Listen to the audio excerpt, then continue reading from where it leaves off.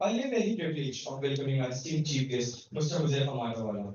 Now allow me to formally introduce him and share a few words about his outstanding work and contributions in paints and coating industry. Mr. Huzaifa Matawala is a third generation paint manufacturer and a modern day entrepreneur with a business presence in India, UAE, Africa, and the US.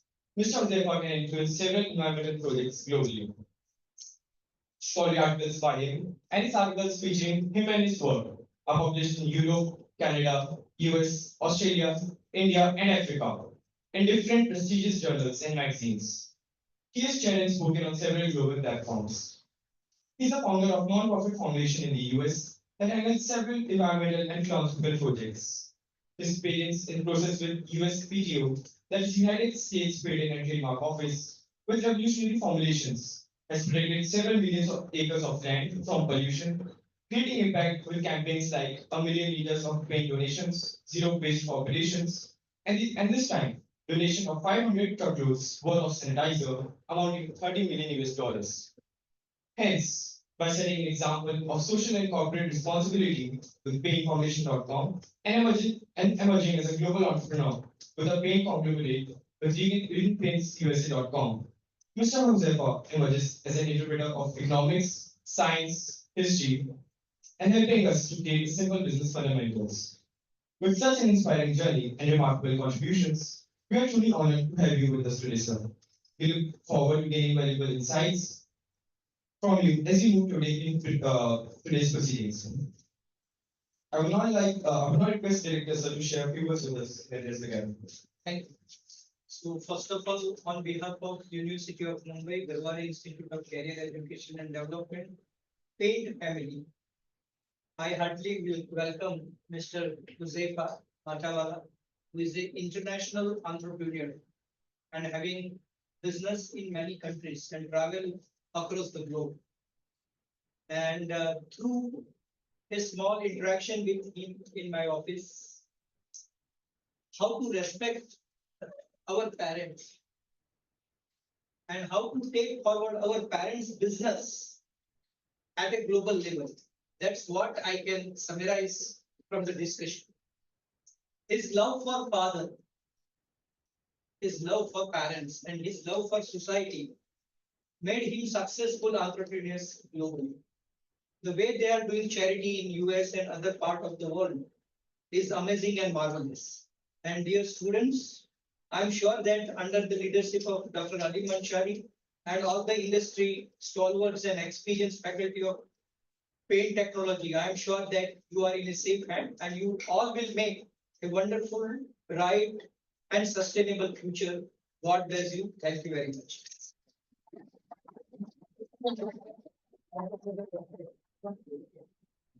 God bless you. Thank you, sir. Now, moving forward, I'm honored to invite our chief guest, Mr. Huzaifa Matawala, to take over the proceedings.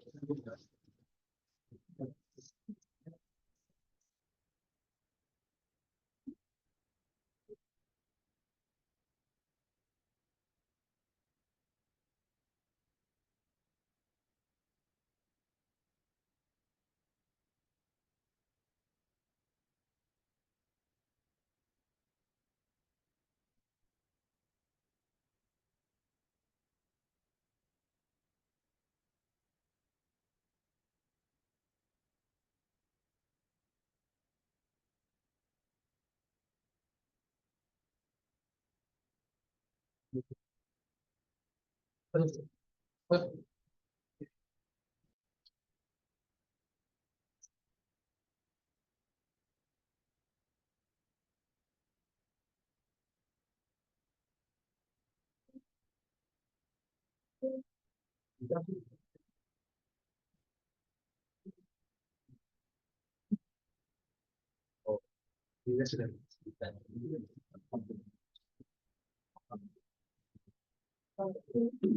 afternoon, everybody. Very wonderful set of almost 100 students here over here. And it is my pleasure and my honor and very gracious, very thankful for the moment of some time.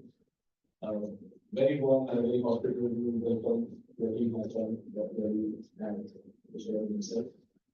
And I thank you to be present over here to listen to my presentation, speech, or a seminar. And I will be talking today for the students of Mumbai and the students of Cape Coast University in Ghana.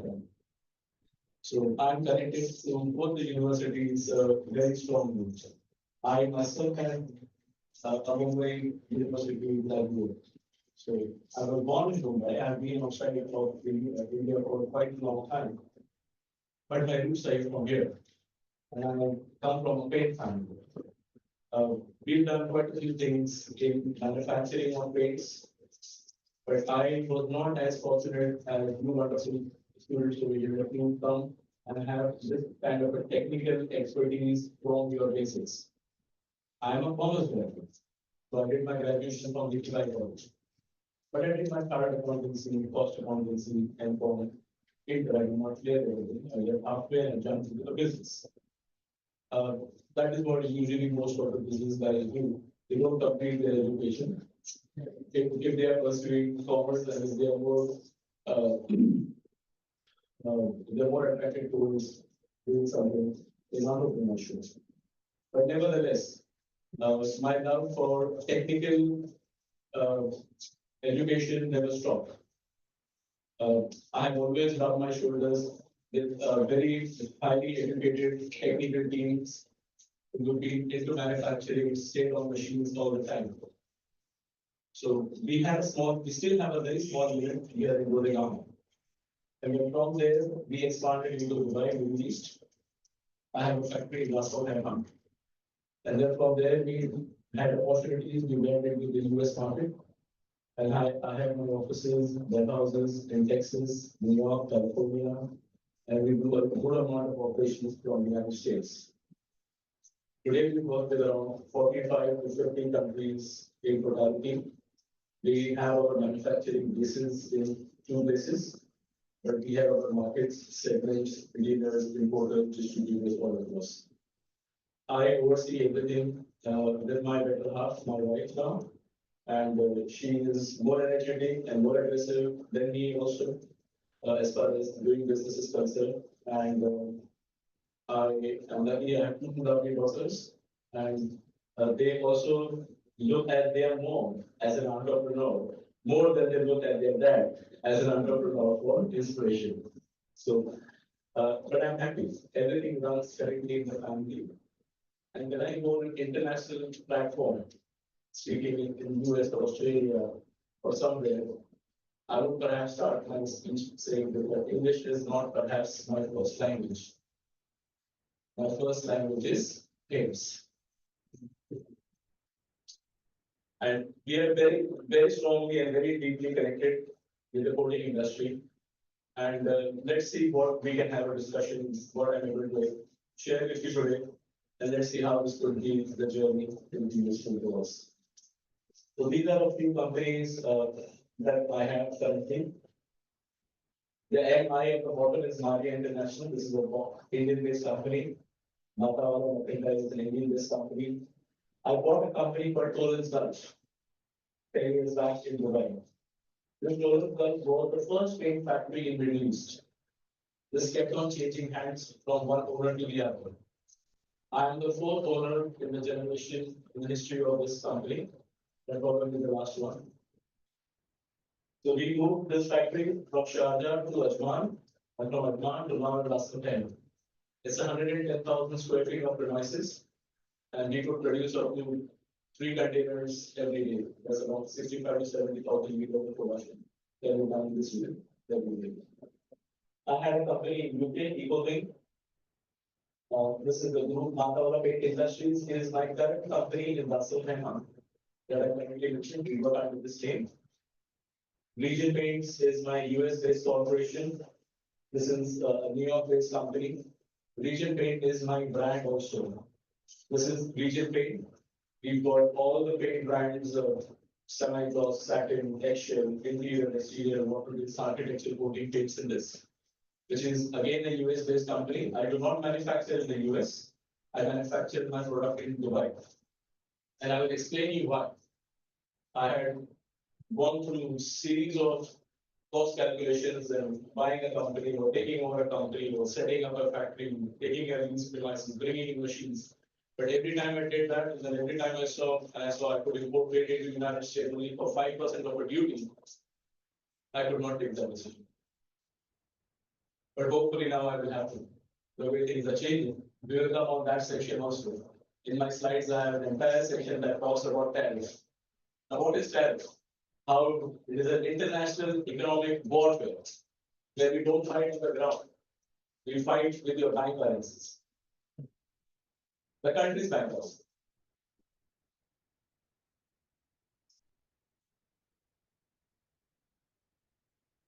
I am audible. You can hear me in the back. Yes. I mean, on a regular day, I would not even use the mic because I'm little cold and cough. So maybe that's the reason why my voice is not as fresh as it was on the other days. But we'll be able to get through. We'll try to get able to get through. This is the Paint Foundation. This is my non-profit foundation, 501c3, which is an NGO, which is a charity, like how we have in India also, like a semi-government kind of a thing.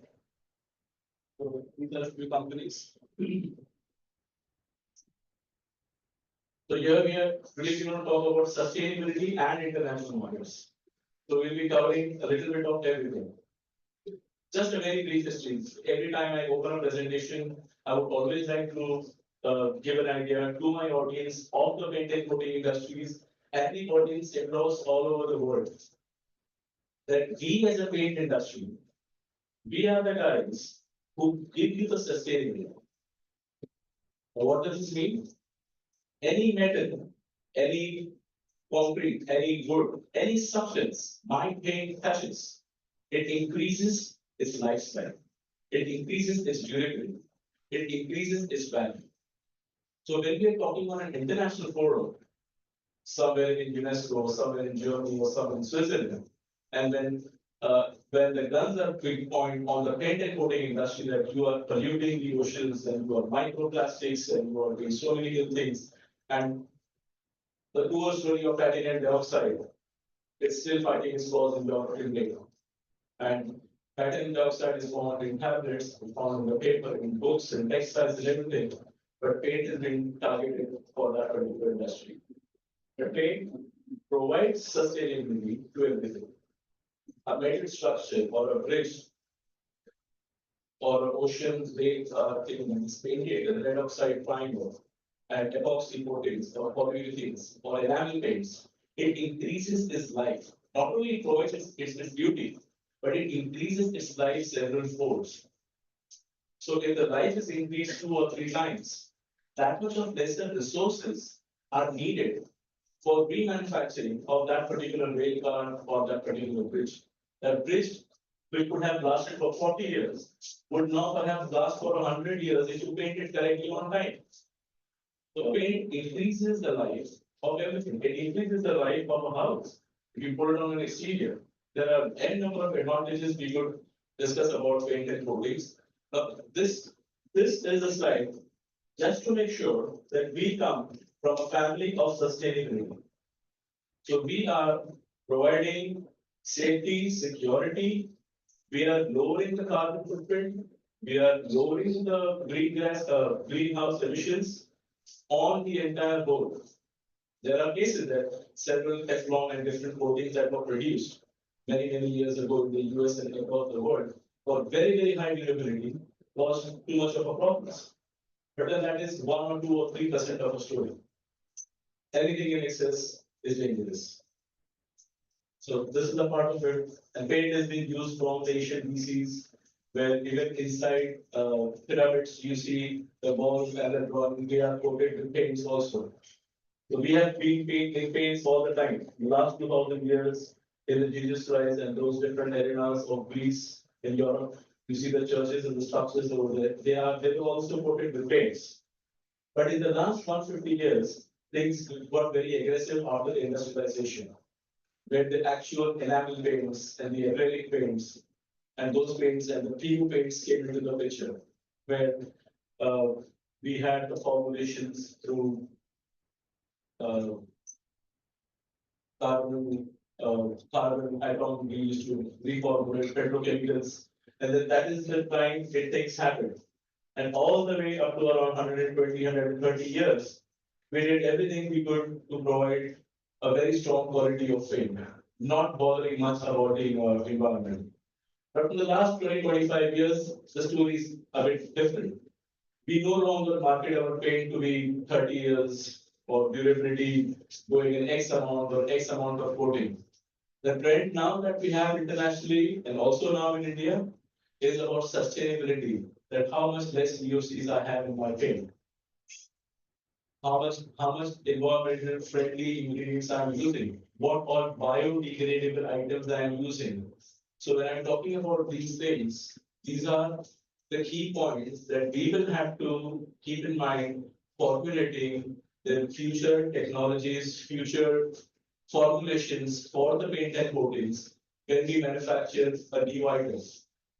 And for the technical studies, the chemist, wonderful class like this, your laboratory is your universe.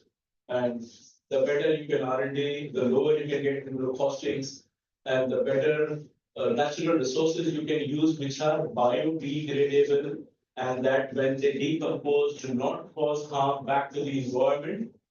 Let that be the goal. So obviously, I mean, all the lead paints, the mercury coatings, the paint that are using ammonia, obviously Teflons and PFAs. There's a whole list of items that are banned in so many countries. Few of them are banned in India as well. But we are not there yet. But we will be, because we are obviously on a track of a global, sustainable, low emission, low carbon travel. So whatever we do, we have to keep that particular thing in mind.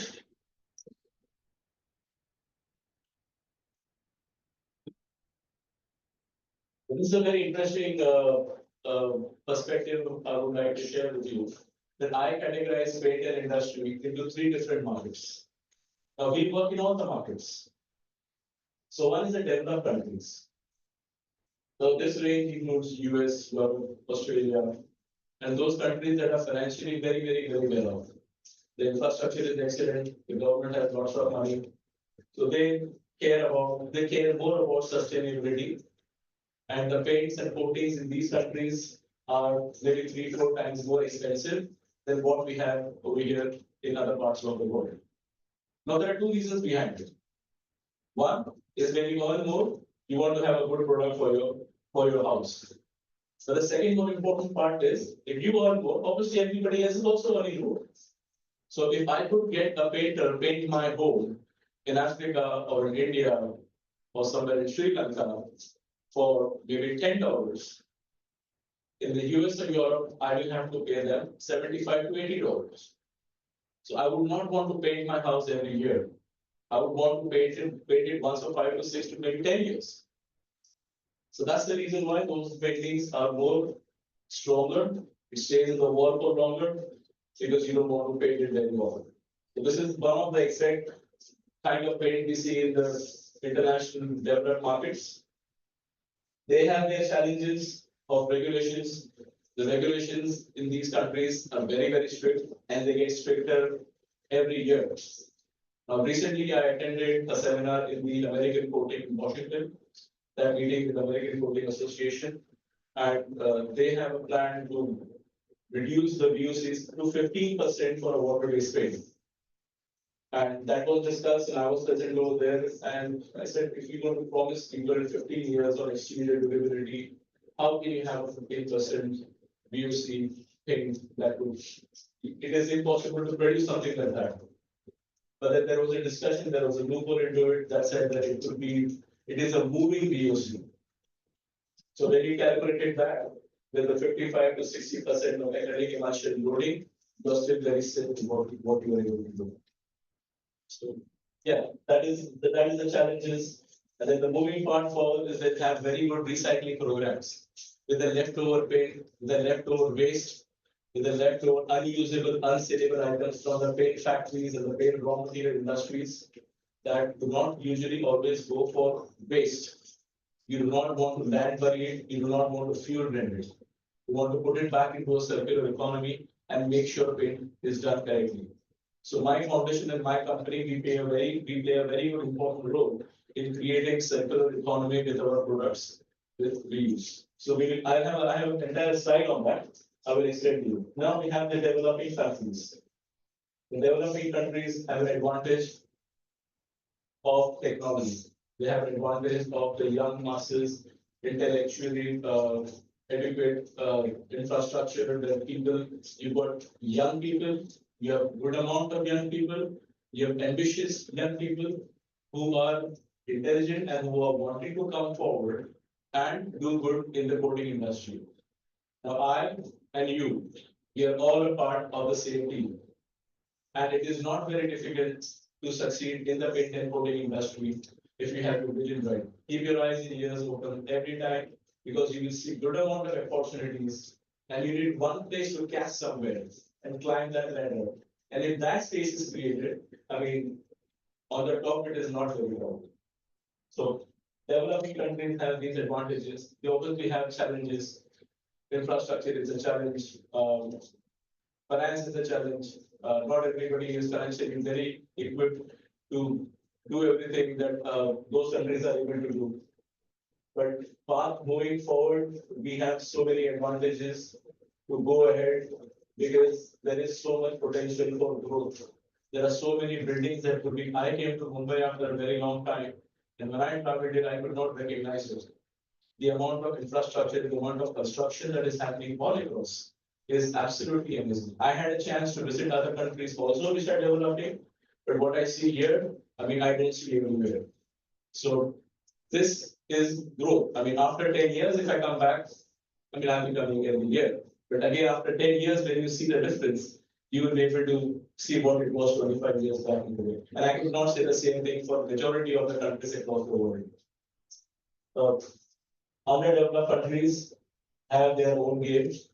I had a chance to visit places like Somalia, I've been to Kenya, Tanzania, Lusaka, South Africa.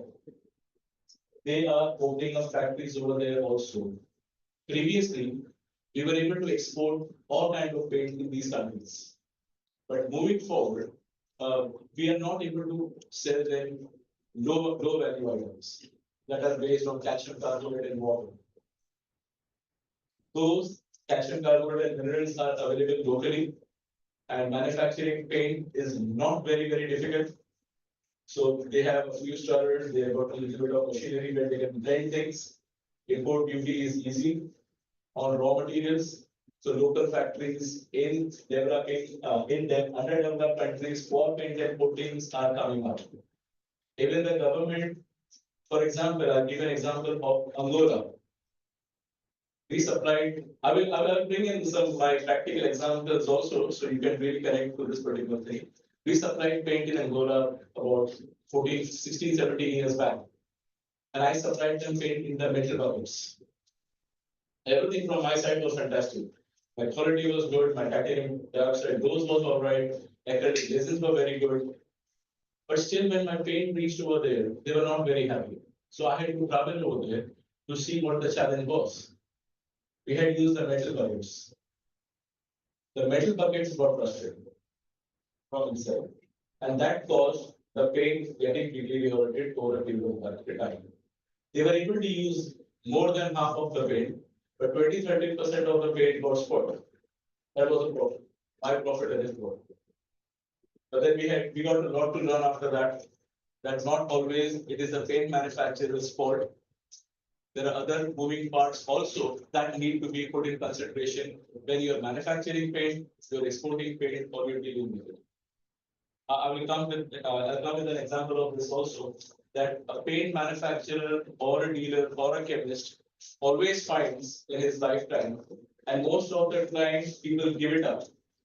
That yeah, it is my fault, give it a discount and keep quiet. But the paint is good. Application is more than 50% of the job. If a good painter can paint a bad paint, make a bad paint look good, and a stupid painter, you give him the best of the paint and he will mess the job. You cannot apply the paint on an unclean surface. If there is sand and dust on the wall and you put it on that after 3 days, the best of the paint will be see chopping. That chopping is not the paint, that is the sand and the dust that was not you cannot put the paint on an oily, greasy surface. A metal bar that was not correctly cleaned earlier, if you apply any solvent-based coating on it, it will not dry for maybe a week's time. No matter how much amount of dryers and cobalt and manganese you keep on putting at it, you will not get the result.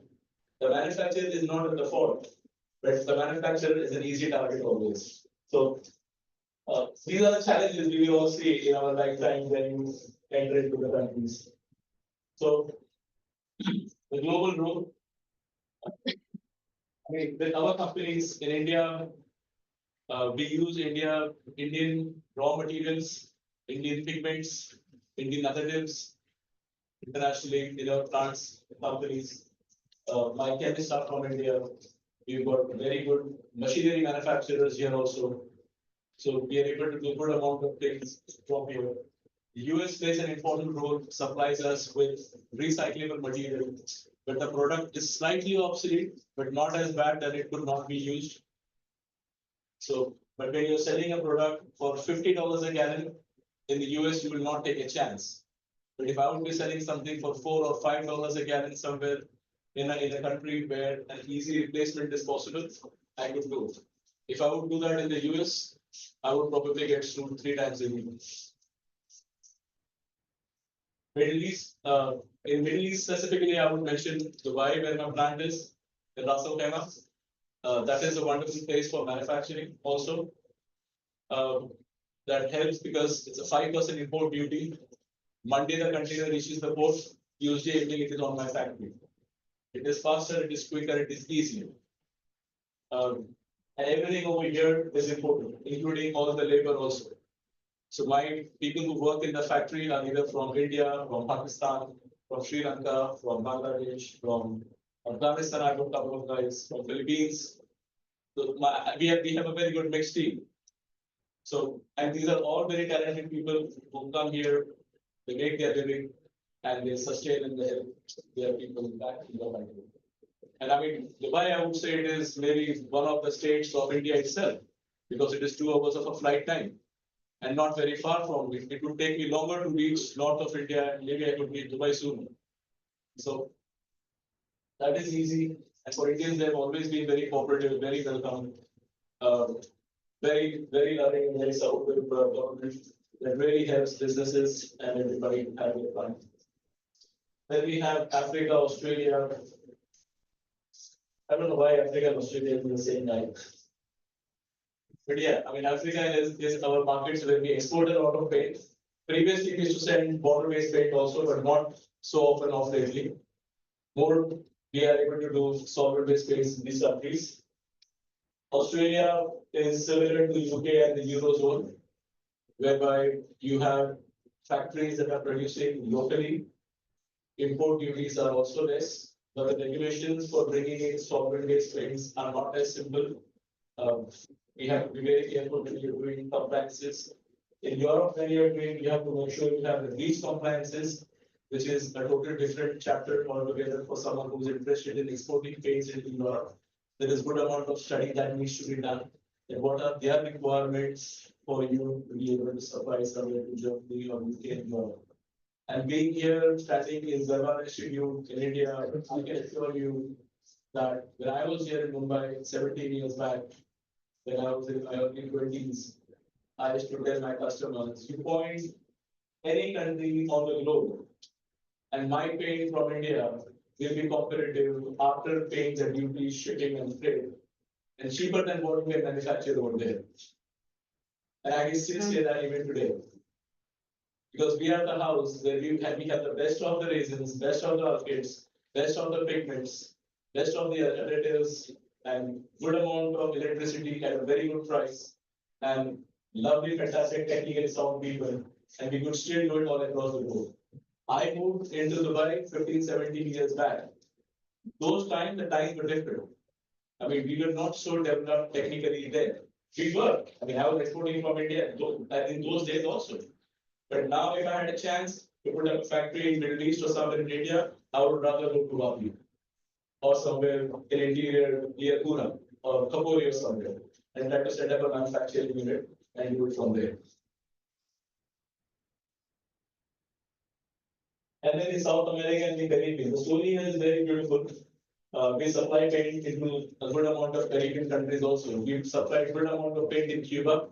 We still do Guyana, we do Mexico, then we do Trinidad and Tobago.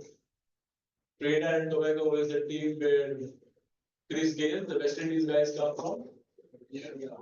So I have not had a chance to visit there, but I mean my dealers and distributors they keep following me, so maybe one day, and not very far from where I am. So we supply a good amount of paint over there also, but there are factories there also, and most of the people in those countries are from the Indian origin only. They have traveled somewhere from North India. Majority of the states like UP and Bihar maybe 200 years ago, and that is majority of the crowd over there.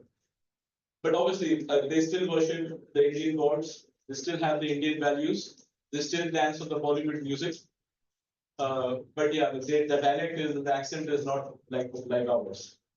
I am sure they understand Hindi because they all see Hindi movies all across. Yeah, that is something even I know. So yeah, now these few slides are going to be a little commercial in nature, whereby we will have boring statistics of how much big the volumes of the paint and coating industry has been in 2024, about $194.5 billion. And then it is supposed to go to 227.5 billion in 2029, growing at 3.2%. But the 3.2% is for the entire growth. Indian paint industry is, I'm sure, going to grow at much faster pace.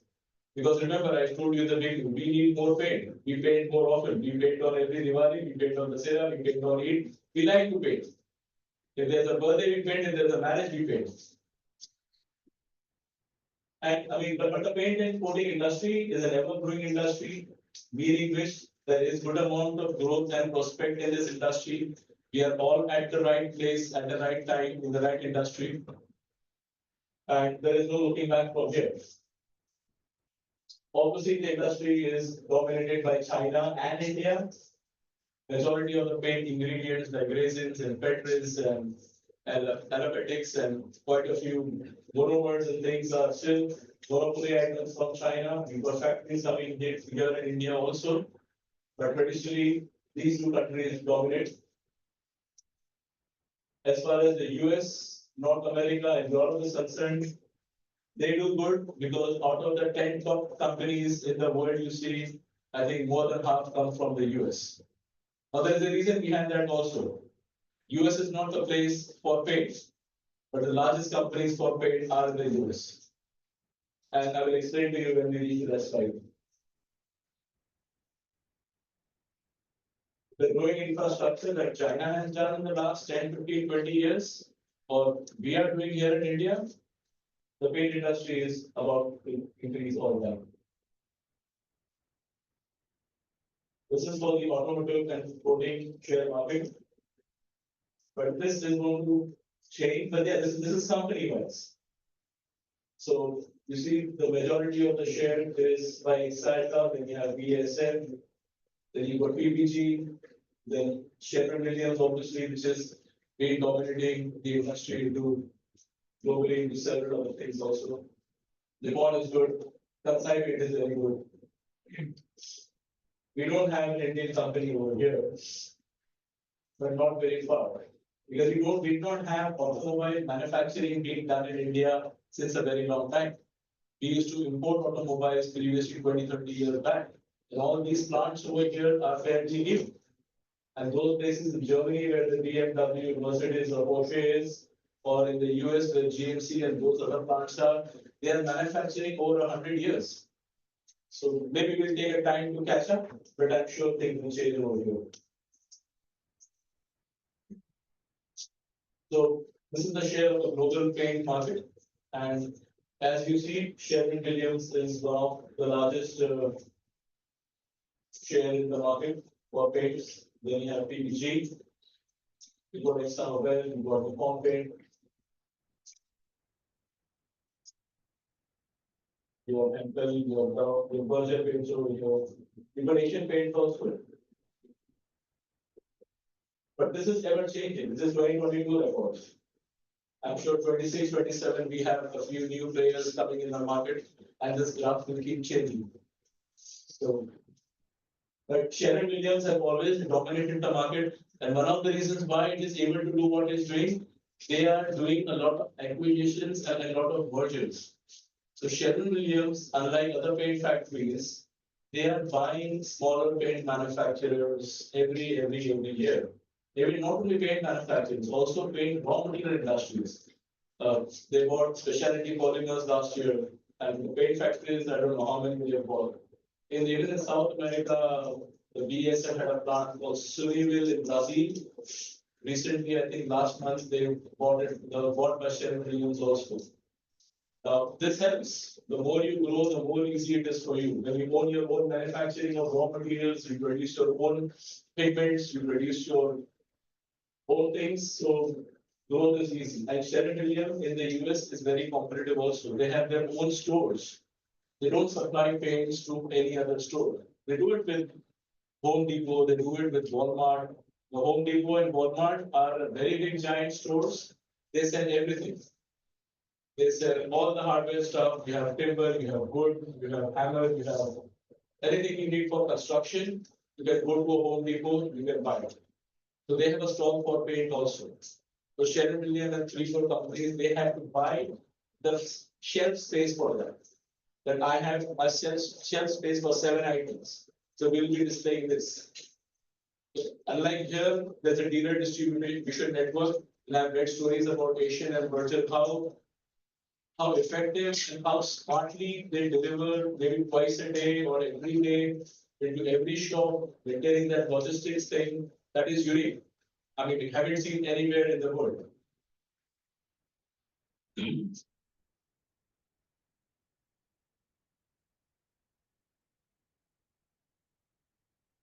We've spoken about a few things already in the previous slides, but this is just a slide for a reference. The Indian coating market is a very old market. I think previously, even before you were born, even before I was born, maybe you would be knowing about this. That Johnson and Nicholson was one of the very prime brands even before Asian had any footprints in the market. So we are really throwing on acrylic mustard. Yeah, I used to see advertisements on TV long back. Yeah, photos were there. Other of this, other in photo, some with prayer or something. Other shapes, what kind of paint it is. So the photo speak, that much line the paint is, that is what they wanted to tell you. So we have been in this industry and paint industry for these were the bigger brands prior to Asian. That had the history, and then in the early 80s and 90s, when things started changing. I remember this, maybe you students might not know, but you will connect with this. It was not very easy to get mineral turpentine or solvents for a paint manufacturer. There were licenses. So if I have a quota. So if my quota is say 10,000 liters, I cannot get more than 10,000 liters of turpentine or NTO in my plant for manufacturing.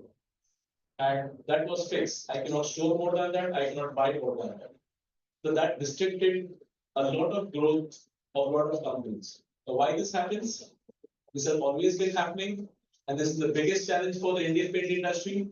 that we, no matter how fast we grow, we are a petroleum poor economy. For petrol, for diesel, for solvents, we have to depend on an outside source. It may be US, it may be Middle East, it may be Russia, it may be Venezuela, it may be any good company that gives a good deal and that is feasible at that point of time, depending on the international politics, what is correct. We have to buy the solvents from there. We don't have enough. So that has been, if that was not a challenge, I mean, Indian paint industry would have been maybe 5 times more faster than what it's doing. And even we faced that challenge. We had so many orders offline, we could not get enough amount of MTU to fulfill everything. So when I was in Goregaon, I had two options. Either I put my plant somewhere outskirts of Mumbai, what everybody was doing at that point, the smaller MSCs were expanding into those places, or do something else. I had a chance of buying a paint factory in Dubai, and I was moved into exports also. So that strategically was very good to me, where if a customer comes to a Dubai Tera market shop in the morning, he wants 800 buckets of 5 gallons, 20 liters of enamel paint, and he wants a delivery day after tomorrow. There is no way I could do it from India. But from Dubai, I could do it. Because any amount of mineral turpentine I need, any amount of resins I need, any amount of any ingredient I could need 15, 20 years back, you could get it. Now I think India is very easy. Now, after that license law has been finished, and our economy is open, and our economy will open even more. Only in the last 5 to 7 years, the excise has gone down. Importing containers have become easy. Previously, when we used to import containers into India, we paid about 10 or 15% of excise, we paid around 18-20% of the duty, and our costing was so high with imports, it was not very sustainable. Now it is simple: 10% duty, 18% GST, and you are good to go. So this has also helped. So when I produce in Dubai, my costing compared to any other Indian paint manufacturer is only 10% higher. And 10% in the paint industry is not a very big thing if you also procuring raw materials cheap. But I have not been very successful bringing in paints and selling it into India, because Indian MSCs and Indian manufacturers are way smarter, way stronger, and we way more ferocious. So yeah, we spoke about the power of petrochemical independence. Trade is our intellectual expertise, our raw materials, our machineries are excellent. I mean, I could buy cheaper machineries from China, and I don't know how good the vessels are, how good the motors are. But with the Indian machineries, we are still a very good quality manufacturer of machines for the globe. Factors influencing Indian exports globally and imports from abroad. We spoke about this with the import duties. This is the Indian market share in just have a look at it. This shows Asian paints 42 for the dominance. Rest is 70%. Then the other ones also. What's amazing about India is we have got tens and thousands of small scale and medium scale paint factories across India. This is unique. I don't see this anywhere. In the US, 200, maybe 300 max. Australia, 40 or 50. UK, 10, 12. That's the strength of the paint industry. But Indian coating industry is amazing. I mean, there's a manufacturer working from a premises of 600 square feet. By the way, that is where we started from also. And there are manufacturers who have acres and acres of land, and they are still doing the specialty of them. Only providing one thing. There are manufacturers who are only refilling mineral turpentine and selling thinners. We used to do that 40 years ago. Linseed oil, turpentine, double boiled linseed oil. We had a brand that was called Two Cow brand, and my father used to be very strong in the markets in the interiors of Maharashtra and down south Karnataka. And it was a good time. Margins were excellent. I couldn't say that anymore. Now, there is not that amount of money in the industry. There is more competition, raw materials are more expensive, and the larger manufacturers have not gone down and not gone up with their prices. This is leaving very low margin for the medium and the small scale industries to sustain. But then I'm sure there are ways around it. People are still surviving, and there are still more and more new paint companies coming into the industry every year. We have 2 or 3 major players joining into the paint industry from a construction place, or from a steel industry, or from a cement factory. What do they know about paint? But they're still doing it, and they're doing so well. So somebody who's been doing this 40 years, why is he not able to do it as an MSc or a small scale business? This is the question we need to ask ourselves. Reevaluate, re-understand, and plan it, and make sure we correct ourselves and take use of the vision.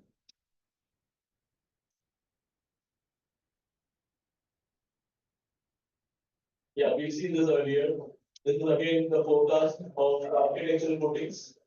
Then you see the growth in the 10 years, the economy for the paint is going to go almost double. So paint is definitely a good investment, and this is the right industry to be. There is growth in this. Okay, keep your eyes and ears open. Things change every time. A small war in Russia, or a small sanction to a country, or a small tariff, or a one wrong meeting of 2 ministers, prime ministers could change the world.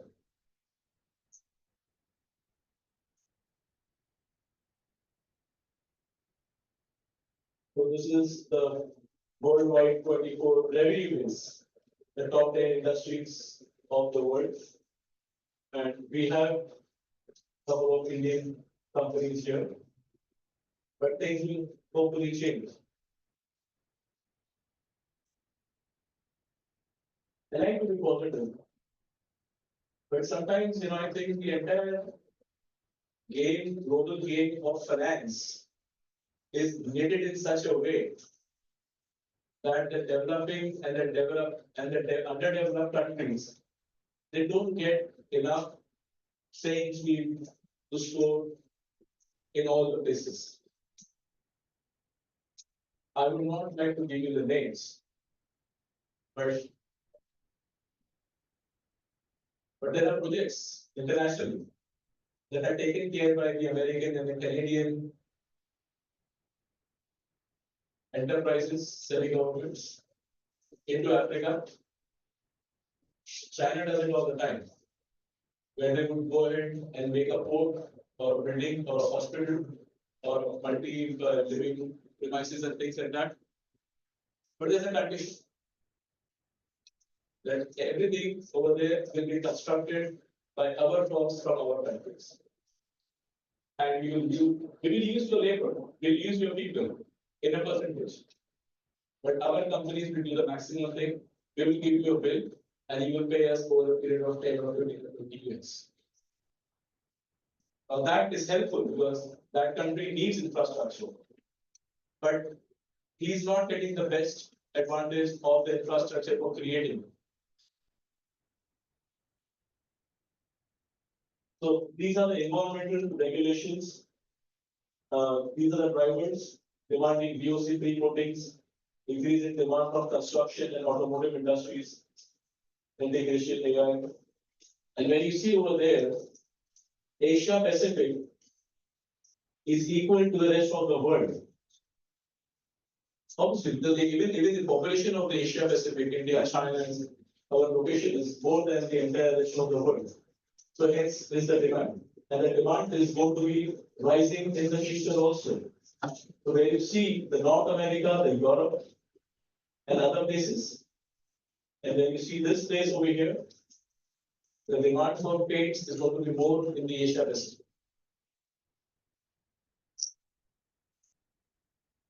Requirement of more dry time for the water-based coatings and difficulty in obtaining thin films in the powder coatings.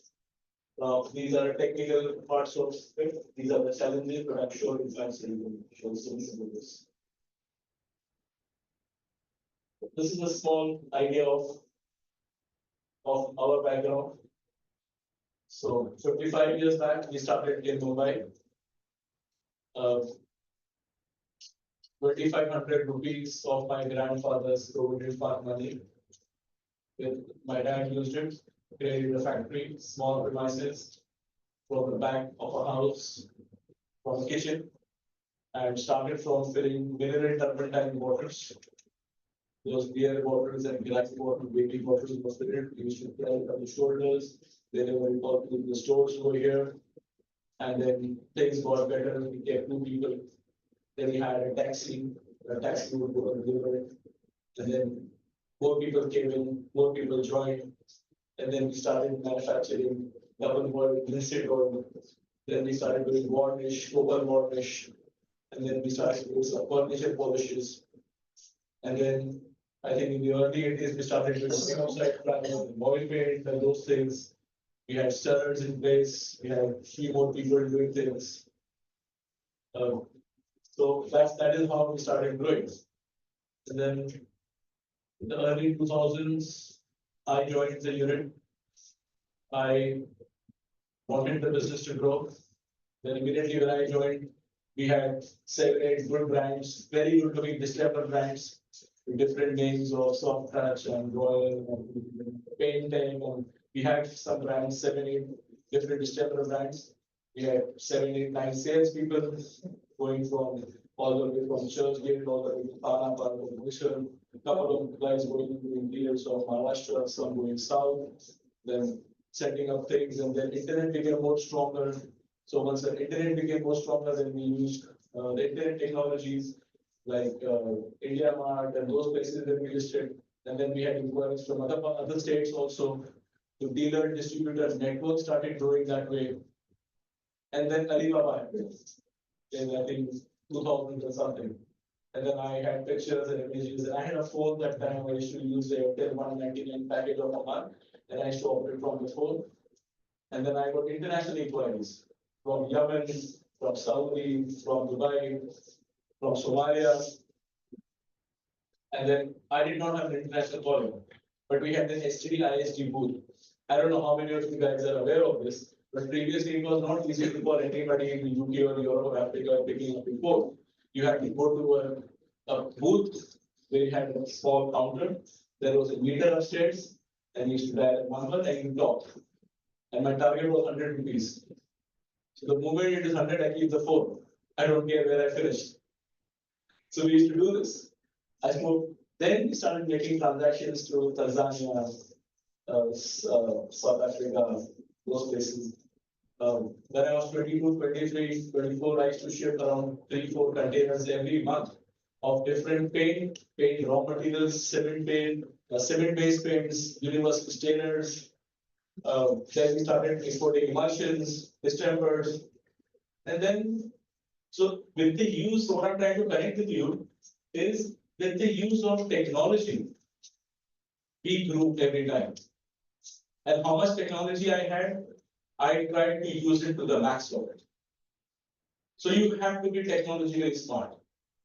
You cannot be lazy. You have to use it. When I had internet on the phone, I used the costliest internet package and I used it from the phone. Then I got a laptop. I went to the ISD machine. Then I got an international plan. My phone bill was super expensive those days, but it was worth it because I was getting the business there. So we grew, and then things became Alibaba started. Then we did it even more stronger. We exported from here. There are so many stories I have. Yeah. And then I traveled also from India to those places. And the more you travel, the more you will learn. So don't be shy of traveling. The cost of traveling is the cost of education. The more countries you visit, the more places you go, you will learn. So don't try to save your money on that. It is that money being spent on yourself. Yeah, and then we use that, and then we bought a paint factory in Dubai. And then we moved to the US from there. That was also a challenge. So when I shifted from Dubai to the US, it was a very big task because we were so used to going to the factory every day, sitting on a chair and managing everything with our own hands. Now I had to keep myself away from my factory. Now I'm away from my factory. I have a manager there. I have a finance lady there. I have a sales team over there. I'm not interacting with them personally. They don't get to see me. I'm sitting in the US. And that was a challenge I took. And I wanted to see how I grow. Because I always read in those motivational books and places that you and your business are two separate things. You have to separate yourself from business to grow. And oh my God, it all crashed up. The first year was miserable. We lost more than half of everything. Half of the stock got out, half of the money never came, salesman took the advantage, the finance lady took the advantage, and the entire team I had went against me. I was 31 or 32. I had nothing to lose. I learned from it. Obviously, the team changed. Then the new people came. And now I know what I had to control. I had seen how things are going wrong. But for that 1 year, every week I could see myself getting robbed every week. But then that was very important. You learn from your mistakes. But then that was a challenge that was important. And I did not come back to Dubai. I said, no, I stay over here and I will make sure that I do the thing correctly and I should be able to operate from here. Because we have spent 20 years in the industry all together on the machines. I can close my eyes, and from the back of my eyes, I can take a batch of emulsion paint. And I still give the costings to my African customers, and then I give them the formulations to my guys in Dubai to create the paint out of it. If I sold it for $6 or I sold it for $12. But being away from your place is a challenge, and you should. It was worth it. It could have turned anyways, either this way or that way, but you don't give up. So then, our group and sustainability. So we are very strong in sustainability. We do quite a few pathbreaking things. We do a lot of recycling. We partner with several places. We also give certificates to the paint manufacturers and to the individuals for their working in the industry for recycling and stuff. I'll show you the certificates also. These are my brands. We have a motorboard, we have high gloss emulsion, latex contractor emulsion, plastic emulsion. Plastic emulsion, people don't like to use this term in the UK. They made me get it off my catalog. They said, don't use the word plastic with paint. Say, all right, then I use it matte emulsion, flat emulsion, interior emulsion, semi-gloss, Garware, enamels, roofing coatings. So this is the paint foundation.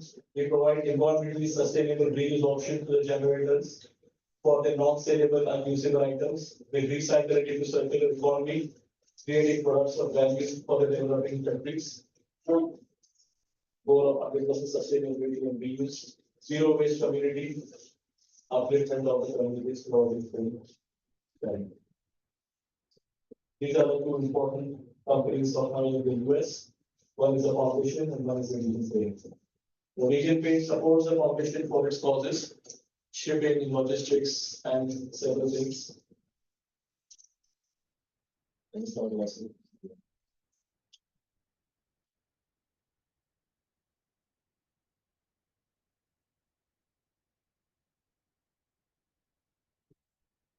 The circular economy thing, whereby we take the waste and unusable items from different chapters and we create a recycled paint.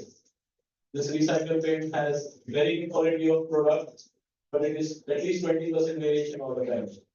But it is a good quality product. It could be used in several projects. I don't like selling this in the US. I cannot sell it in the developing and developed countries, but everywhere else it is of a very high demand. This comes at 10 cents of a dollar pricing. So this is how a certificate would look like. The certificate that we would go give to any paint factory or a paint raw material factory for working with us in circular reuse economy. And my foundation, I would certify them for doing things like these.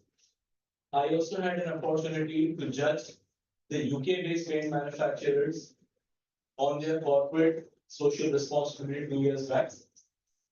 and we gave them the awards also. So I was judging the UK paint manufacturing companies there 2 years ago. This is for the individuals who are a part with, this would be for somebody for a sustainable manager or a recycling manager or an EHS person. He will be awarded something like this for keeping products into circular reuse. I cannot explain this. This is a whole 40-minute presentation altogether. This is what I would be talking if I'm giving a presentation in Australia and New Zealand next month. There's an Australian coding show happening in the month of May, and there's a New Zealand coding show happening a week before. So I am the speaker there for both the events, and in those places I will be talking about these 11 points, 35 to 40 minutes of a presentation. So my majority of this is the glimpse of US 40 CFR. This is the law, the EPA law in United States and those developing countries that allow you and guide you to use your waste and categorize your waste. I'm sure we have the EPA norms in India also, whereby you are not able to dump it correctly, use it correctly, give it correctly, store it correctly.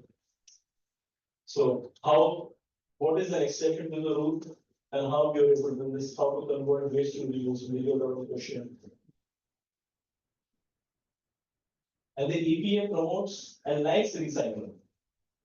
They like it because even the government does not want you to put your waste into garbage. The more you reuse it, the more they like you for it. So the biggest reason why we were successful with the Paint Foundation is that we had a lot of support from the US government and the places abroad, and they like us, they respect us, and they welcome us because they want us to guide the paint manufacturers to keep everything circular.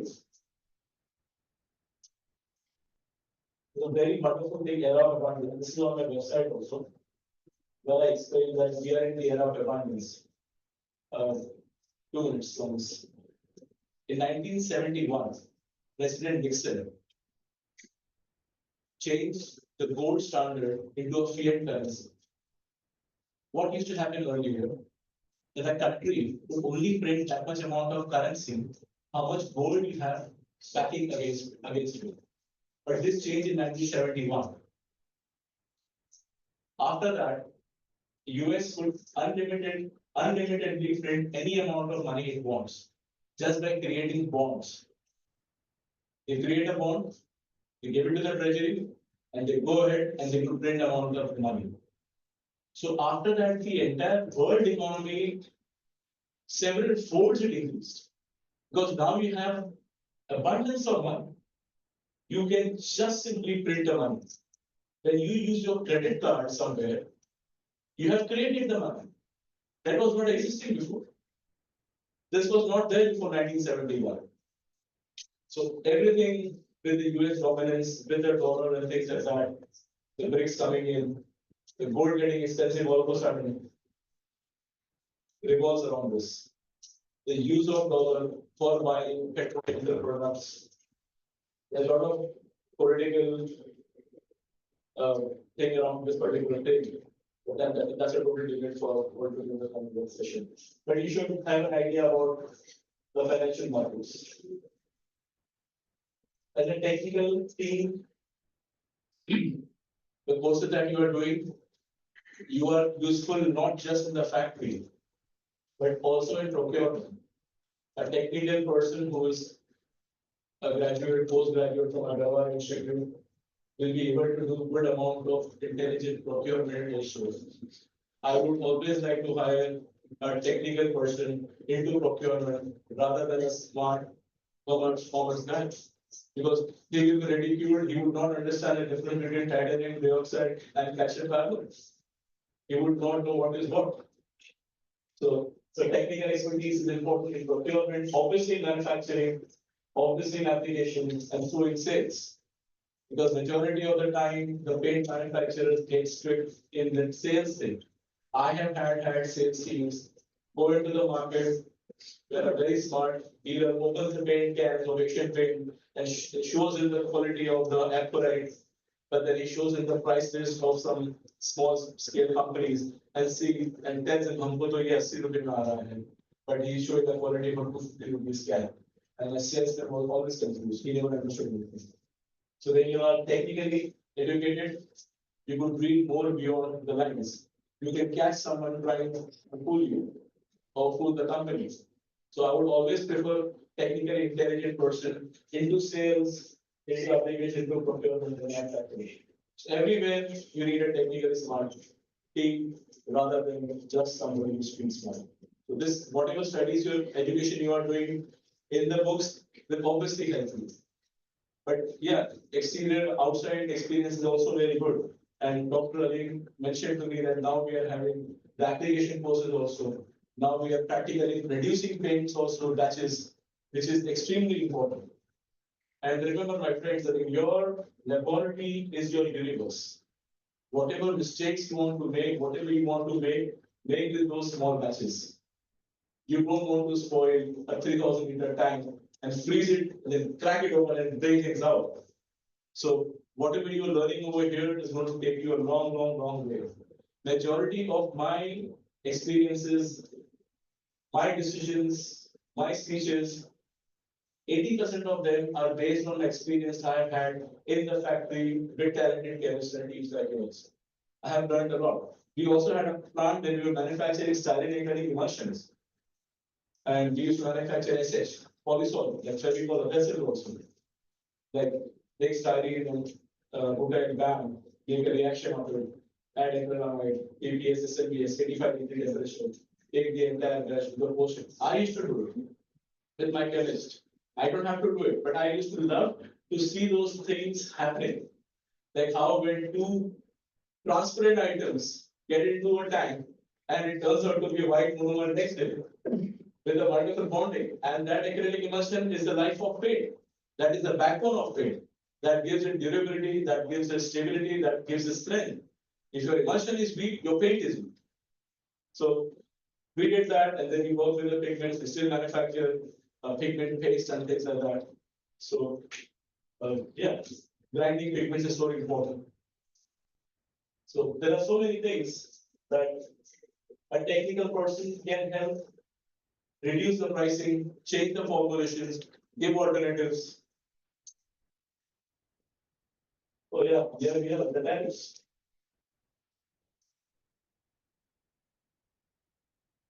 The tariffs. This is an economic warfare happening across the globe, where we are not fighting on the ground. We are fighting with your bank accounts of the countries. US is a buyer of products. It is the largest importer in the world. It imports 7 times more than it exports. What is it? What does US export? Dollars. There are more dollars across the world than there are in the US. Things are changing. People are giving away the bonds, getting into the gold, trying to create bricks, and trying to trade in their local currencies. And there are reasons behind this. If US does not like a particular thing, and if it freezes your foreign exchange reserve, like it did in Russia, that was eye-opening for several countries. Now, I am not trying to be anti-US or pro-US. I'm explaining to you the facts that are happening across the world and how these things affect us. So there's only 5% duty in US. There's only 5% duty in Dubai. So we are able to manufacture here and export there. But if US makes an import duty of 20%, like how we had in India 10 years, 15 years back, then you have to put the factory there. Then US is no longer able to be a dollar exporter. It will have to have its own manufacturing units and do things. And he's trying to do this because of the threats from the international markets that are trying to go away from the dollar. So entire political thing that happens affects everybody. And it will affect the paint industry, if the duties change, the entire game can change. Yeah, so economic changes, financial global turbulences, brace for impact. I mean, I would always recommend all the team members over here to subscribe to some YouTube channels that they give you guidance of finance and economics of the world. Because that will increase your horizon.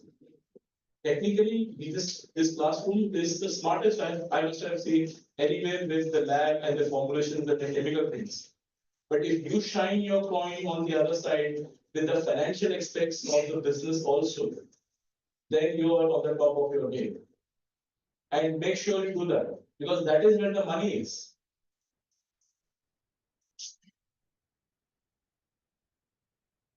Yeah, so I mean, I mentioned right now, I mean, Garware Institute is probably doing very good things with practical approaches also. So even this class over here, I am unable to teach you anything technical or formulation wise that you will study in the books. Or there will be a PhD or a chemist or a doctor coming here and giving you guidances on those aspects. What I am probably over here for you is to explain you to do the right things to make sure your career graph goes in the correct direction in terms of entrepreneurship and choosing the right direction to your right decisions to your, with regards to the international markets.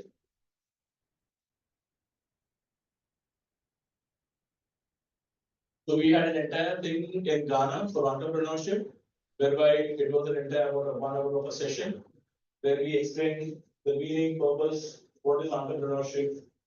But the very interesting thing was what is not entrepreneurship.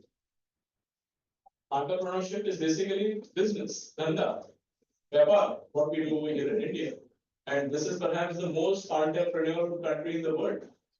So, I mean, there are thousands and hundreds and thousands of shops, so many different brands.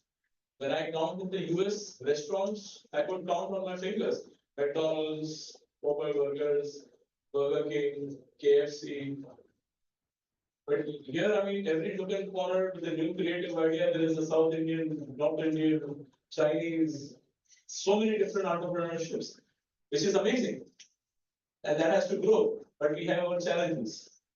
So entrepreneurship is obviously in our drive. What is not entrepreneurship? Hedging, betting,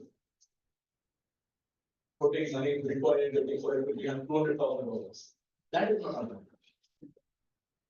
Buying something and trying to wait for it, but more people buy and buy. That is not entrepreneurship. Entrepreneurship is very use your creativity. When you do it, you buy it, you sell it. That is entrepreneurship. But when I had this, when I said this particular thing in Ghana last year, I mean, there were students so aggressive. No, sorry, you're wrong. How? No. This is my perspective. You can think in different way. But out of 500 people, 490 will lose in that. So there is a game of skill that is entrepreneurship. And then there is game of luck that is better. That is not entrepreneurship. So if you just think straight, is it a game of luck? Solely luck, no skill. Don't get into it. Cricket matches, betting on that, don't get into it. Lotteries, don't get into it. Bitcoin, don't get into it. So every individual has its own journey. Yeah, so personal experience, I think I have explained to you quite a few different all the time. So one of my experience was in Somalia when I went over there. It was a lovely experience. A gentleman comes and tells me I am the brother of infrastructure and development minister of Somalia in my factory in Mumbai. Yeah, I am the prince of US.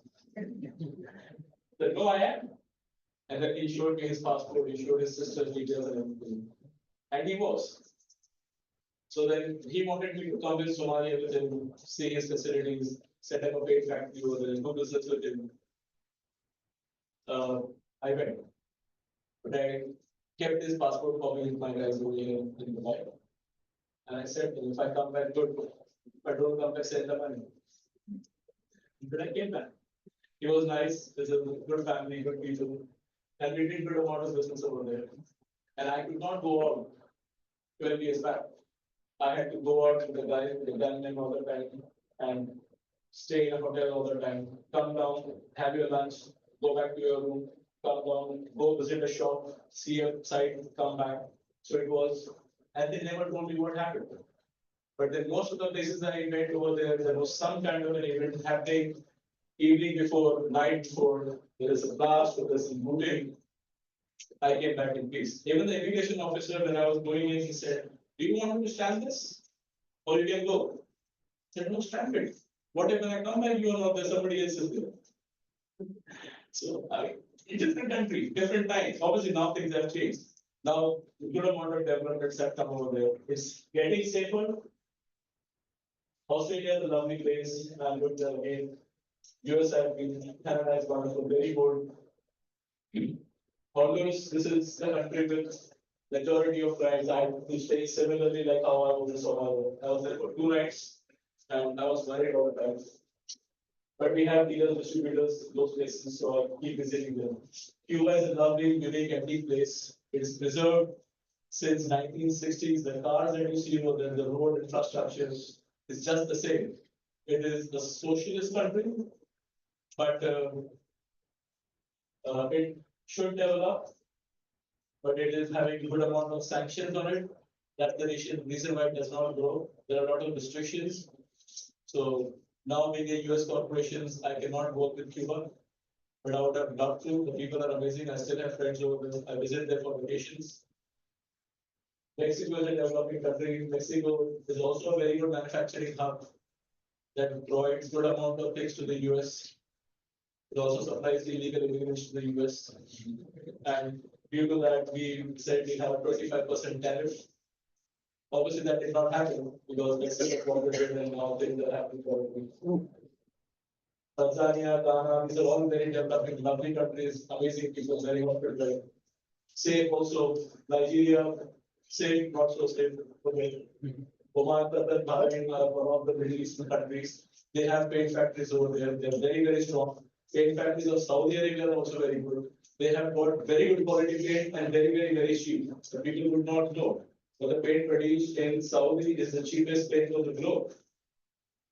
And if I wanted to export paint to Saudi and I saw the prices, then I could not do it. And we had offices in Thailand. I used to supply paints over there. And then China, we worked with a team. My importers were from China. They used to buy from me and they used to ship it to Caribbean. Hundreds and hundreds of containers full of paint of oil paints they used to do. I don't know how I could separate the Chinese guys. I always thought China is the cheapest, but they bought paint from us. And lastly, but not the least, some of India is in the home ground. We've been very good over here. We've born here, we've learned here, we studied here. You make mistakes in India, you walk and you fall. You get up. You make mistakes in Dubai or somewhere in Middle East, you are on your bicycle. You fall down, get a scratch, but you can still walk on and stand. But if you make a mistake in US or in Europe or somewhere, you are on a speed motorcycle and you will definitely have a fracture. So make sure you make all your mistakes here. And you make all the mistakes before you are 35 or somewhere. And you learn a lot. Learning never ends, but making mistakes should. Because after 40, it is difficult to learn. Because obviously your bones are not so good, your muscle is not so good, your brain is not so good. Infobia was a good experience also. They were providing free land to the companies who were able to put a factory over there. No import duty, no sales tax, no income tax, and free land. Come up with a factory in my country. That I guess. But when I went to Ethiopia in 2014, the entire city of Addis Ababa was under construction. You see right, see left, they are making buildings and houses and all angles. I see a similar stage here in Mumbai at this time. I mean, the more broken roads you see, the more difficult traveling time from your home to your office. Trust me, your city is developing. This is not the sign to worry about. This is a sign of progress. So I think this is the end of the entire presentation. These are the links I have of my website.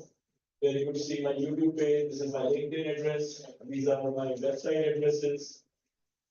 My credentials, articles, essential properly lecture. You will see the other podcast, all the video class you'll be able to see the events that we've done. And in whatever I said, take everything with a grain of salt. My time was different, my experience was different. I cannot read a Dhirubhai Ambani book or a Mark Zuckerberg book or a Bill Gates book and become Bill Gates. No, that's not happening. That not happening with me, that's not happening with anybody else. Your journey is different. Your situation is different. Your background is different. Your challenges are different, and so will your opportunities. Keep your eyes and ears open. Your success is something, your success will be unique. You can never cut copy paste it. And it will come to you. Thank you so much.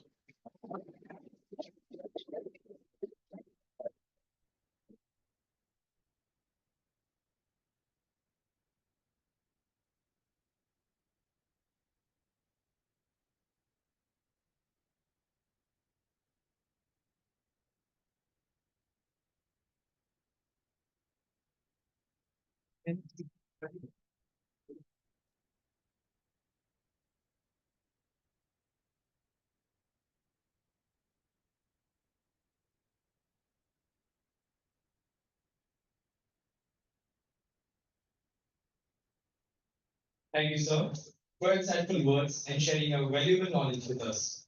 Your experience and perspectives have given us a lot to think about. We are grateful for the opportunity to learn from you. Now, we would like to open the floor for questions. If anyone from the audience has a question for sir, please feel free to ask. Hi Alim, this is Akhilesh, and thanks to Huzaifa ji, yeah, really nice presentation.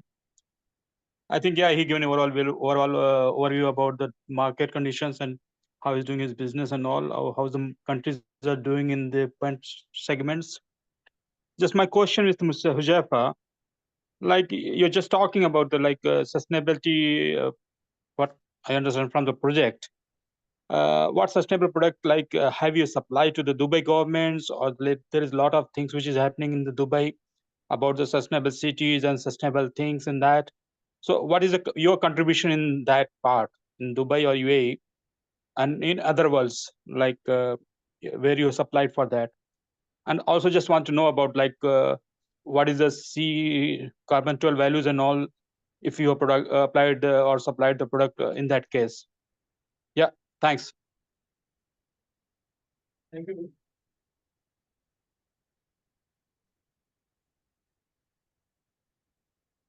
Yeah, thank you very much for your question.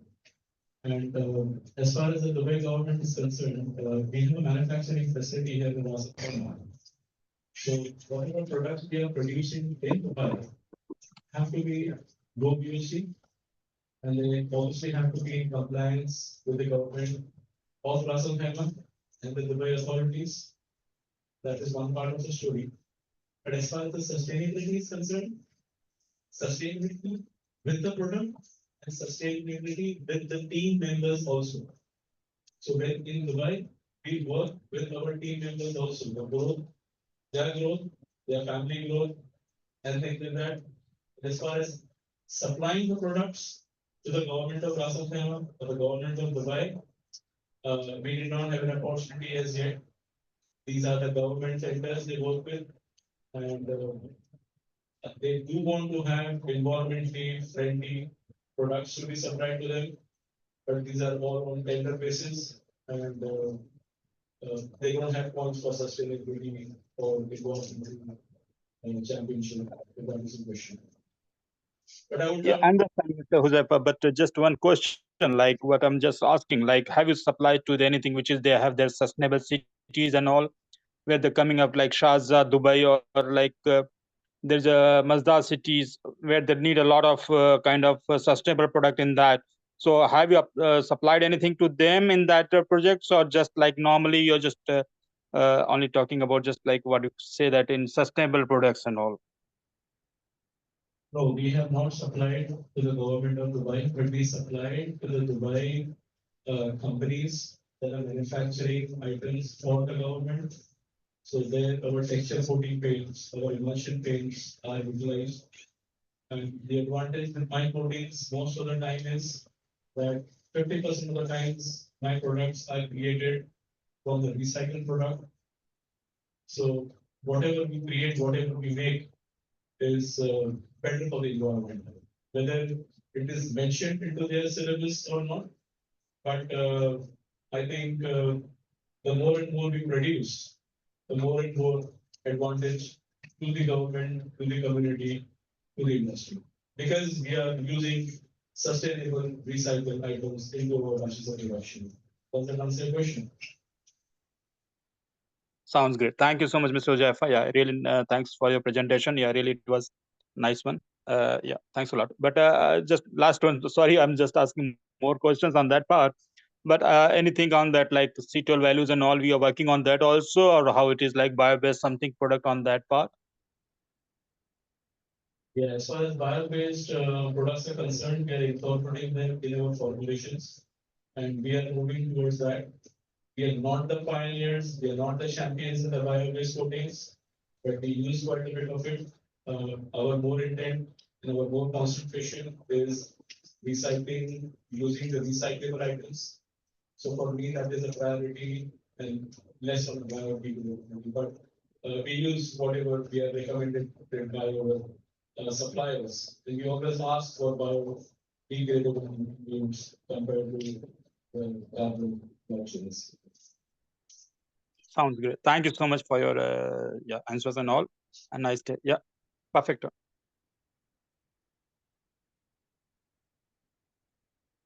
Has been expanded in many countries.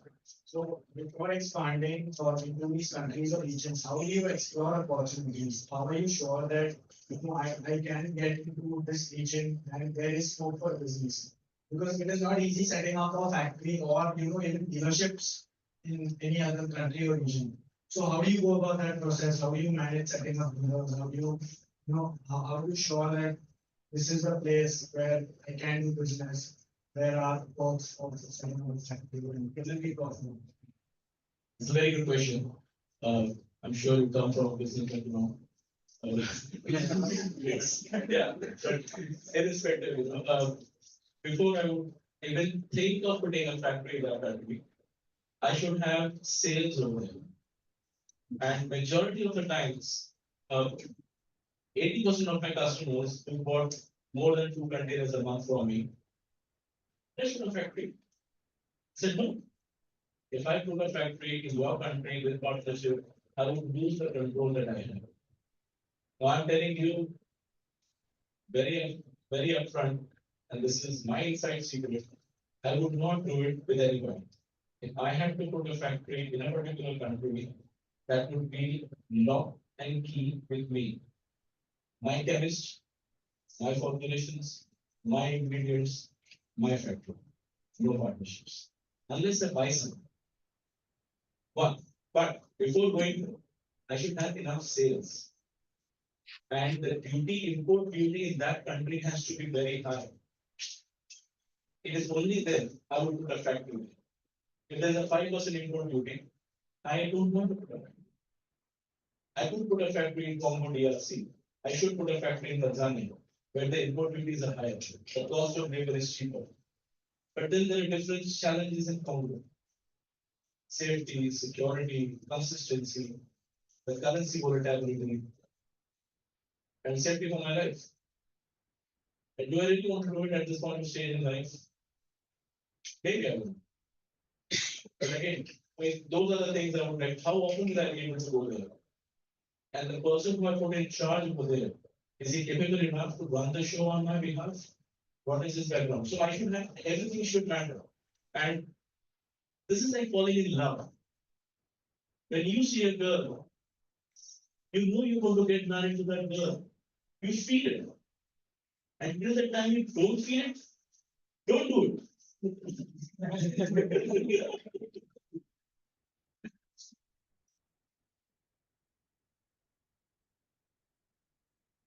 Initially, how you approach it? Sales.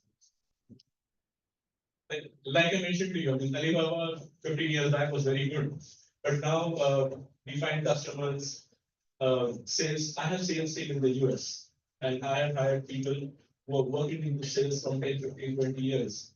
When I bought this factory in Dubai, this was not doing very good. But the people in the factory were 30, 35 years old.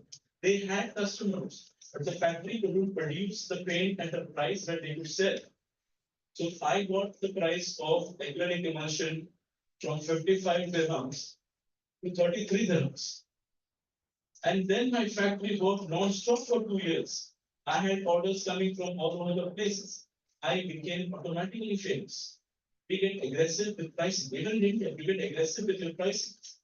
If your pricing is good, if your quality is very good, you will get famous over the period. You need advertisement, you need those things, you need proper sales people, hire new people, take chances, increase your cost. You have to do all that. Whatever your Facebook ads or your television ads or your banners, we even put banners in Ghana, like American by birth, international by breed, Ghana by the heart or something, Ghana by the heart. So we do all that. Once you do all that, you get customers. It's a process. Word of mouth, one to the other. And keep your eyes and ears open all the time. But do it. Do it.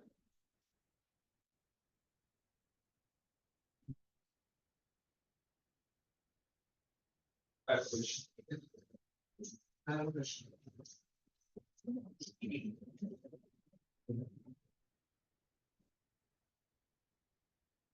Good afternoon.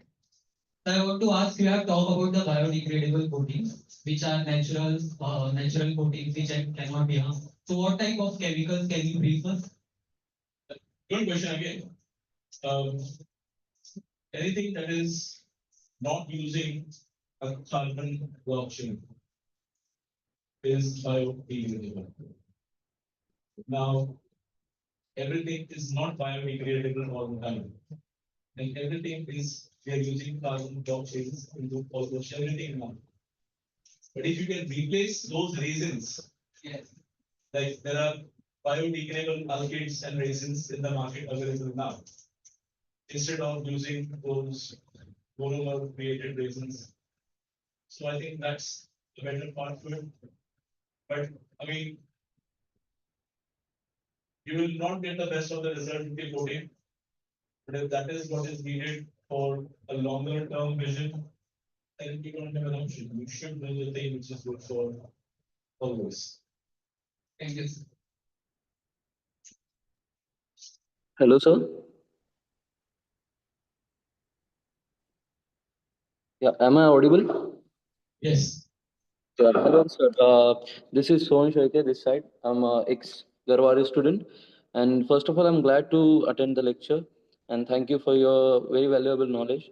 So my question is about, as you explained about the recycling products and biodegradable paints. So the question arises over here is, the paint which is biodegradable after degrading. So the additives or any other fillers which are used in that paint. So after degrading, and it is a polymer basically. So after converting to the back chemistry, like to the monomer. So does it affect after a longer period? If we look for a longer period of time, does it affect to the soil or even the atmosphere in that way?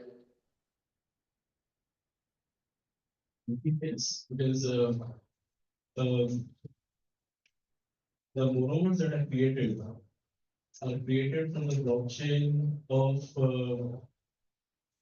solvents and those chemicals. So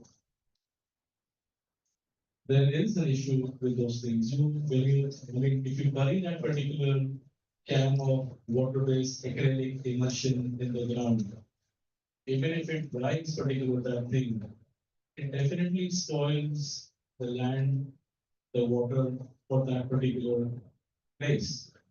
Now, for how many years? I have no idea. But looking for a good amount of time where that is concerned. But similarly, that was done in the biodegradable thing. If the reasons are biodegradable, then I think you don't have that much of knowledge. As far as calcium carbonate, talc, and those minerals are concerned, they are obviously occurring from the natural environment and they get mixed into the natural environment without a damage. But the things that are created artificially, the resins and those things, with the chemistry, those are the nasty ones that will be problem. That is the one we try to replace. With biodegradability, we are not looking to replace minerals.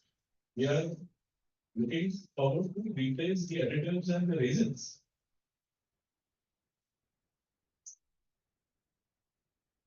Okay. Thank you, sir. And thank you, Alim sir, also for this valuable lecture.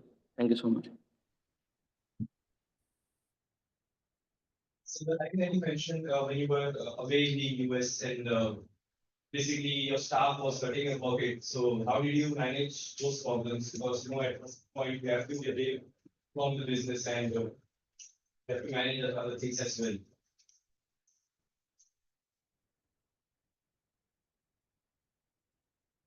Yeah, that was a difficult time. And even still when I think of those times, I mean, I get goosebumps because those were challenging days. Because I'm trying to do something which is very difficult. We are not born in the US. First of all, our language, our lifestyle, our climatic conditions are not adapted to that particular thing. And I don't even have to explain you how expensive those places are, or how different, or how culturally they are different. There are already good amount of sets of challenges we have in a new country. And I cannot take Dubai dirhams or Indian rupees and sustain over there for long, maybe for 1 or 2 months. You have to start earning from there. But when you go there with those ambitions and your boat over here starts shaking, you have to be, I have to be very, I could not do anything. I mean, if I tell you right now, I could not do anything. And I let it happen the way it happened. And then eventually I used to tell to my people, कि अगर कोई कुछ गलत करेगा तो उन्हें हमें push करके गिराने की जरूरत नहीं पड़ेगी वो आपको मिल जाएंगे. So that happened, and people who did not like me left. People who loved me are still with me. I love those people who are with me because for those 5 years, when I got a cigarette from 100 as a team, we took it to 1,000 in 5 years. And after that 5 years, that same team, I lost in 1 year. So I was more hurt, not because I was losing money, but I was losing that kind of a team that I had. I knew that I will not have them after everything is over. And that is exactly what happened. But we survived. We stayed strong. And I should tell to my people over there, okay, even if everybody leaves, I will alone run my factory. I will make the paint, I will do the procurement, I will make the deliveries, I will get the money. Because I've seen my father do that. And I can do that. That phase never came. But I was that committed. I did not give up. There are two ways you could die. One person dies on a bed, and the other one dies in a battlefield, the sword in his hand on a horse. So I always see myself as a second one. So you have to really kill me really hard to make sure that I'm not living. I am not going home. I am not going home. And I'm not letting any of my companies die. And I used to tell to my people in Dubai when I used to call them that I'm not in Dubai, I'm in the US. But till the time you hear my voice on the phone, my machines are working. The paint is getting made. Till the time you hear me on the phone. And I will always take your calls, I will always talk to you. And you survive. Because you have to be a fighter with them. If you're a manufacturer, if you're an entrepreneur, you are a fighter. You win some, you lose some. But if you're a fighter, you're always very strong. I think that's the key. Thank you, sir.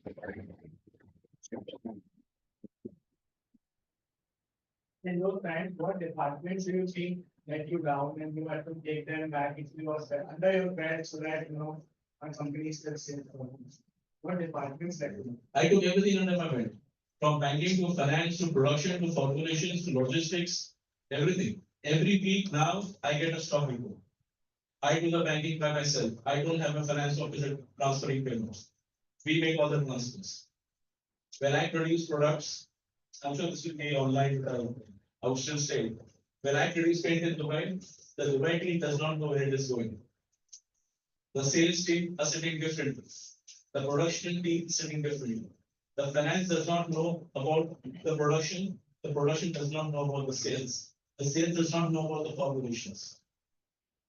This is how the business is run. This is how it should have been run. And this is how I'm running because I'm not in this. We cannot do this here in the MSc and small scale industry in India.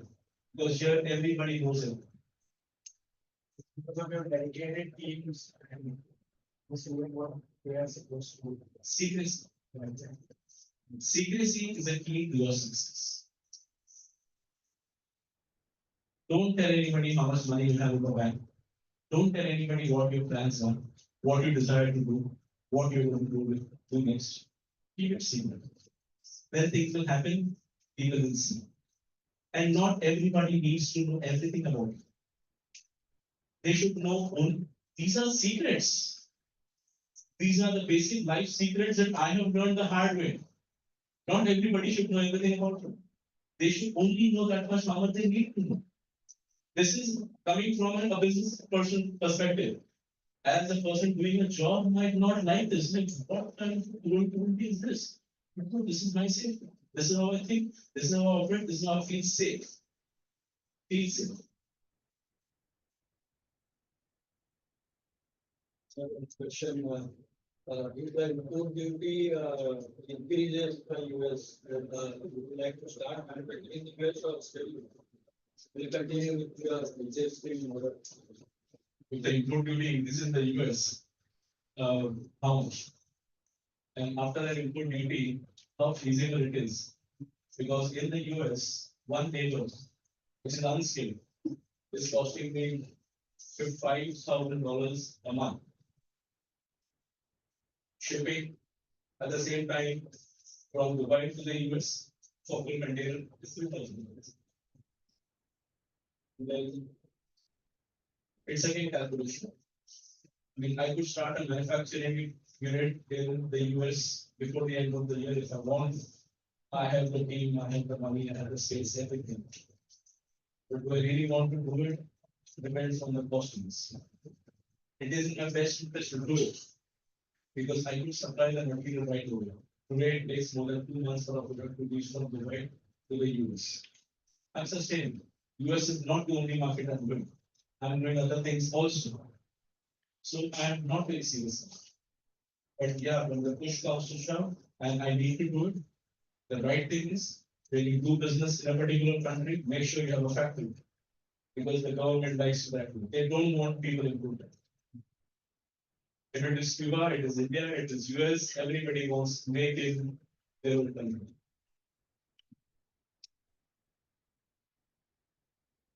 Anyone else?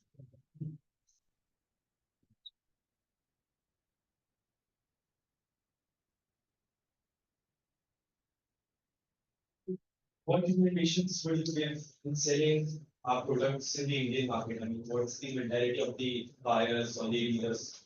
So how do you? My experience in the Indian market was very good. I had very quick, very easy, very fast success. Because in the days when acquiring December 5 kilo bucket was 130 rupees on a 45 days credit, we sold it for 75 rupees a bucket cash on delivery. And we sold entire truck, rickshaw loads and tempo loads of material to the dealers. And everybody was happy. Cash sales, low margin, fast sales. If your pricing is right, the quality is good, nothing can stop it. It may take time. Markets are different. penetration in India is easier compared to penetration in the US. If you open a paint shop or a new business in US, it will take up to 5 to 7 years to even just get noticed over there. Here in India, you open a shop yesterday, and you are in the business after 1 week. The cost of doing business in India is lower. That is the reason why we have successful Indian entrepreneurs. That is why I said when you fall in India, you are walking into a fall. And then you fall from a high-speed bike and you have fractures for sure.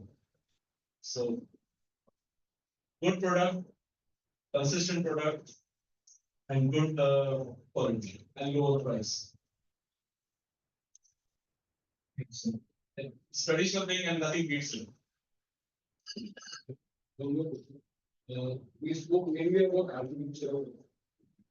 What is your view on the industrial? In Dubai, we manufacture epoxy and polyurethane. So we also do the vitamin products. We do the top coats, acrylic coats that we do on the top of the cars. In the houses also they have that acrylic coats, thermoplastic or those things. Are you exporting? No, we manufacture it locally and we sell it locally. India is very strong with the two-pack systems. Yes. In fact, there are companies exporting the two-pack epoxies and those things from India all the way to the US also. The resins are very expensive in those places. Here we are very successful with that position. So yes, that is our Indian style. Like regime is one of the Yes. So you have your own regime products and food somewhere or you buy it? So we buy the resins from the big manufacturers. I had it earlier. We used to manufacture styling but majority of the resins we get it through the stock not we use also. So we buy clothing company stock, we buy own productions and those items. And that helps our costing. Product is not bad. It's good. It may have been expired in the books, but it is not very good. We check it before we pick it. And that is cheaper compared to any product from any country. Then why don't you buy manufacturing over? It will further add value and Yeah, I mean, I could, if I want to, but I am not using it that much compared. I'm not buying that much new. So whatever I have contracts, whatever I get in my contracts at this point of time, we are good. But if I have to erect a plant of maybe 5 tons or 7 tons, yes, I mean that's easy. My factory in something like 100 tons square feet. We got enough space, manpower is easy.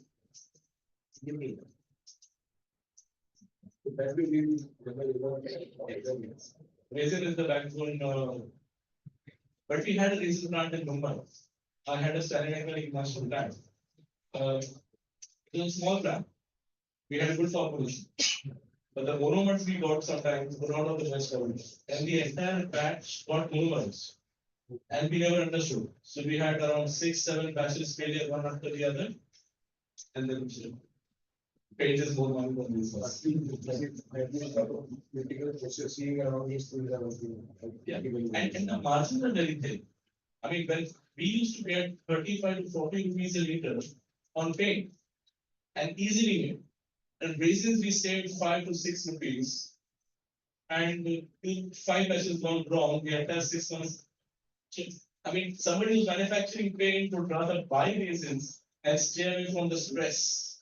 Yeah, that's So I could use the same time, energy, effort, and team as well. Yeah, so that's. Thank you to our audience for such thoughtful questions.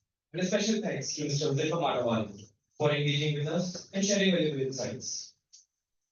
As we welcome towards the conclusion of this session, it is time to express our gratitude.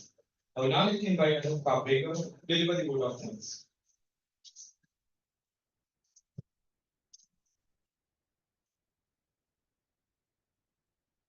A warm and grateful evening to our honorable guest speaker, management committee, respected faculties, dear friends and everyone gathered here. I, a thorough operator, on behalf of Paint Technology and the entire fraternity of the institution. It's my privilege to propose a vote of thanks and acknowledge the contribution of those who work really hard to make this seminar possible. Firstly, I would like to extend special thanks to our guest speaker, Mr. Huzaifa Matawala, who spared time from his busy schedule to grace the occasion. You truly made these days enlightening for us. Your deep and intellectual way of imparting knowledge has added the glory of the event. I must mention our deep sense of appreciation to Dr. Ali Mansari sir, course coordinator of Bachelor's and Master's in Paint Technology. A special mention to our respected director sir, Dr. Keyur Kumar Nair, placement officer, Dr. Shilpa Borkar ma'am, and Dr. Atul Rawal sir for being catalysts that stimulates us to do our best. I am thankful to all the staff for their efforts and arranging this function. Last but not least, a big thank you each one of you who made this seminar with your kind presence. Have a great day ahead and thank you.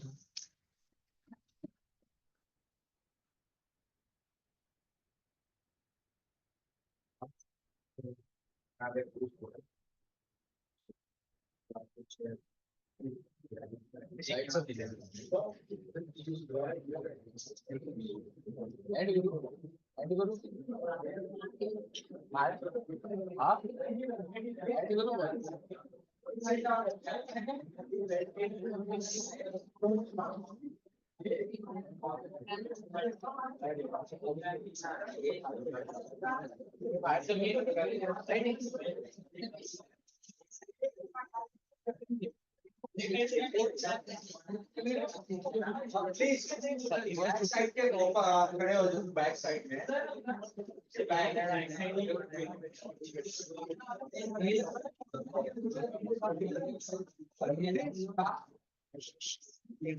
सिर्फ पीछे लोग खड़े हो जाओ दो.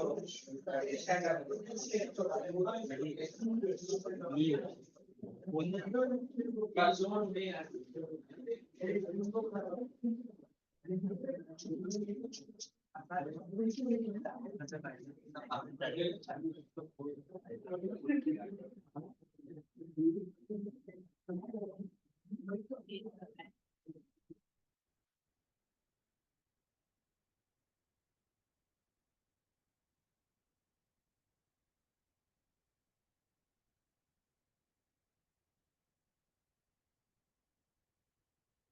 The session is end. You can go your home safely. Okay. Sir. Sir.